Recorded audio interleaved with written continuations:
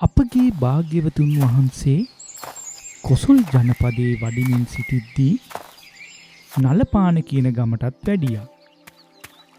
ඒ නලපාන ගමේ මිනිස්සු භාග්‍යවතුන් වහන්සේටයි භික්ෂු සංඝයාටයි වැඩ ඉන්න කුටි තනලා දුන්නා. ඒ ගමේ වැටකේ කියලා වනයක් තියෙනවා. ඒ වනයේ නලපාන කියලා ලොකු පොකුණකුත් තිබුණා. එදා ඒ භික්ෂූන් වහන්සේලා නලපාන පොකුණෙන් පැන් ස්නානය කර ඉදිකටු දමන්න කුඩා ඉදිකටු ගුලාවක් සකසාගන්ට හිතලා සාමණේරයන් වහන්සේ ලවා ඒ අවට තිබුණු බටගස්වලින් බටදඬු කප්පවා ගෙන්නා ගත්තා. කපල බලද්දි ඒ එක බට දණ්ඩකවත් මැදින් තැන තැන බටේ වැහුණු පුරුක් තිබුණේ නෑ. ඒ බට දණ්ඩ ඇතුලේ තනි සිදුරක් තිබුණේ.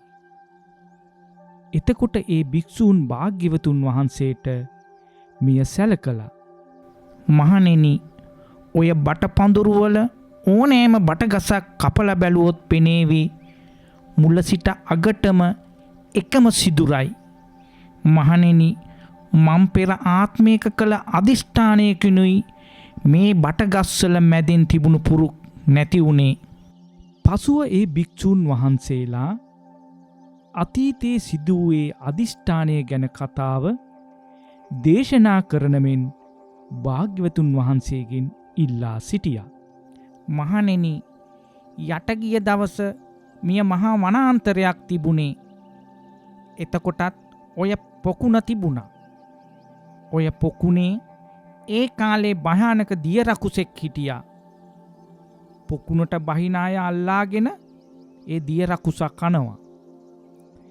ඒ කාලේ බෝධිසත්වයෝ ඉපදිලා හිටියේ වඳුරු යෝනියේ ලොකු මුව පැටියෙක් තරමේ මහා වඳුරු රජෙක් විදියට.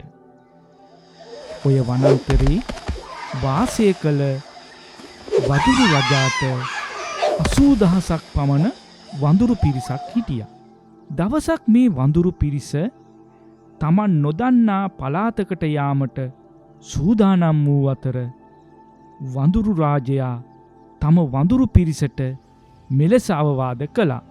දරුවෙනි, මේ වනාන්තරයේ විසගස් තියෙනවා. අමනුෂ්‍යයන් වෙසෙන පොකුණු තියෙනවා. ඒ නිසා නුඹලා මීට පෙර නොකාපු පළතුරක් කන්ට කලින්, නොබෙව් තැනකින් පැන් බොන්ට කලින් මගෙන් අහලා ඉන්න ඕනේ.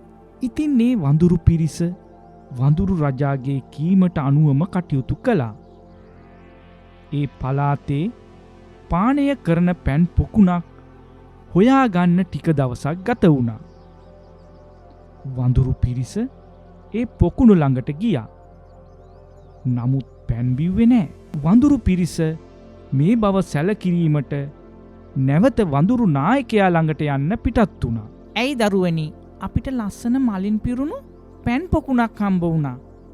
පැන් බොන්ට පෙර ඔබ වහන්සේට දැනුම් දෙන්නයි ආවේ. ඒක බොහෝම හොඳා. එහෙනම් අපි යමු බලන්න. වඳුරු නායකයා පොකුණු ළඟට ගොස් ඉවුර පරීක්ෂා කරා. සත්තු පොකුණට බැහැපු ලකුණක් නම් තියෙනවා. නමුත් පොකුණින් ගොඩට ආපු ලකුණක් නෑ. එතකොට වඳුරු නායකයා පිරිස ඇමතුවා. දරුවෙනි, නුඹලා පැන් නොබීපු එක බොහෝම හොඳා. මේක අමනුෂ්‍යයෙන් ඉන්න පොකුණක්. දිය රකුසා මේ වඳුරු රැළ දියට බහිනකල් බලා සිටි නමුත් කිසිවෙක් දියට නොබසින බව දැනගත්තා. පොකුණු ජල දෙබෑ කරගෙන භයානක රකුසු විලසෙන් උඩට මතු වුණා. හේ, ඇයි නුඹලා මේ පැන් පිපාසෙන් ඔය පිටත වාඩි වෙලා ඉන්නේ? වරෙල්ලා පොකුණට බැහැලා පැන් බීපල්ලා. නුඹද මේ පොකුණට අරක් ගත්තු දිය රකුසා? එතකොට පොකුණට බහින ඕනෑම කෙනෙක්ව නුඹ බිලිගන්නවාද? ඔව්, පොකුණට බහින එක කුරුල්ලෙක්වත් මං ඉතුරු කරන්නේ. මං නුඹලා හැමෝම කනවා. ඒවා කොහෙද? මං අපේ එකෙක්වත් නුඹට කන්න ඉඩ දෙන්නේ. එහෙනම් පැන් බීපල් බලන්න. ඔව්, අපි මේ පොකුණට බහින්න නැතුව පැනුත් බීලයි යන්නේ. ඒක කොහොමයි කරන්නේ? පොකුණට බහින්න නැතුව පැන් බොන හැටි බලමු එහෙනම්. එතකොට බෝසත් වඳුරු නායකයා ඒ ළඟ තිබුණු බට දණ්ඩක් කඩලා ගත්තා. ඒ බට දණ්ඩ අතටගෙන සියලු සත්වයන්ගේ යහපත කැමැති බවට සත්‍යයක් ක්‍රියා කළා. සත්‍යයක් ක්‍රියා කරලා ඒ බට දණ්ඩ යටි කොනට කට තියලා පිම්බා. එතකොට ඒ බට දණ්ඩේ මැද තැනින් තැන තිබූ පුරුක් නැති වෙලා ගියා. තනි සිදුරකින් යුක්ත වුණා. බෝසත් වඳුරාට හරිම සතුටුයි. ඊට පස්සේ ඔහු මේ පොකුණු වටේ ඇති සියලුම බට පඳුරුවල ඇති බටගස් පුරුක් රහිත තනි සිදුරකින් යුතු වේවායි අධිෂ්ඨාන කළා.